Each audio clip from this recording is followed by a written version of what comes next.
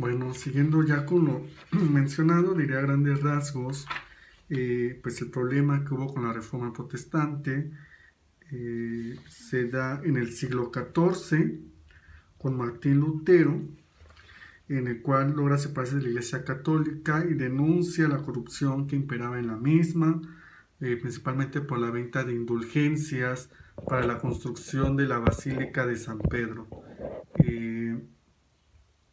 Entonces, la disputa consiste principalmente en la norma apropiada del conocimiento religioso, a lo que llama la regla de la fe, es decir, quiénes son aquellos que pueden tener acceso a las Sagradas Escrituras o no.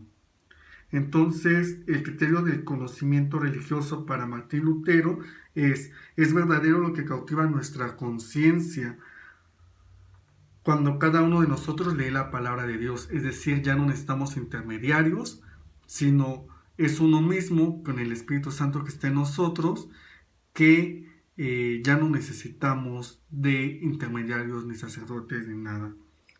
Entonces utilizan esta regla de verdad, que es la certeza subjetiva, en la cual esta certeza será dada por el Espíritu Santo y va a ser todo lo contrario a lo que dice la Iglesia, que es la tradición apostólica, la infalibilidad papal y la que es necesario para la interpretación de las Sagradas Escrituras.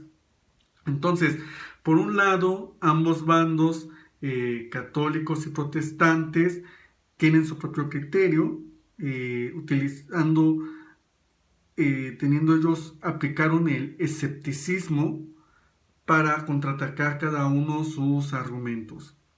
Entonces, voy a leer una parte.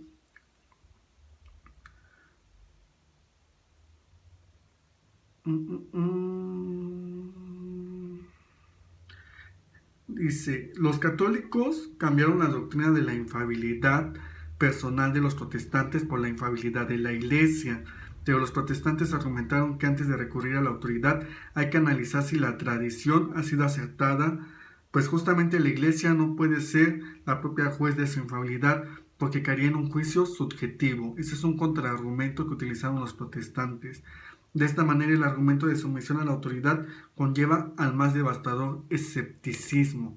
Entonces, tanto reformados como católicos no pueden dar cuenta de sus doctrinas, pues de una u otra manera caían en una especie de criterio subjetivo, cada uno defendiendo su postura, y por lo tanto no se podía formar un criterio de verdad que permitiera el conocimiento religioso.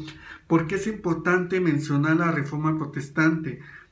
Porque el conflicto que había en el escepticismo pirrónico con el conocimiento religioso planteó un problema más profundo y fundamental, pues no solamente no se podía definir un criterio de verdad que justificara el conocimiento religioso, sino que mostraba en el fondo que era imposible un criterio que fundamentara el conocimiento mismo. Entonces, ya regresando otra vez a Descartes, debemos de tener en cuenta que el conocimiento está derrumbándose, la filosofía y todo lo que fundamentaba aquello que conocíamos tal y como, o que se conocía tal y como era en ese momento. Entonces, ¿qué es lo que quiere hacer Descartes? Una reconstrucción filosófica donde se fundamente el conocimiento mismo.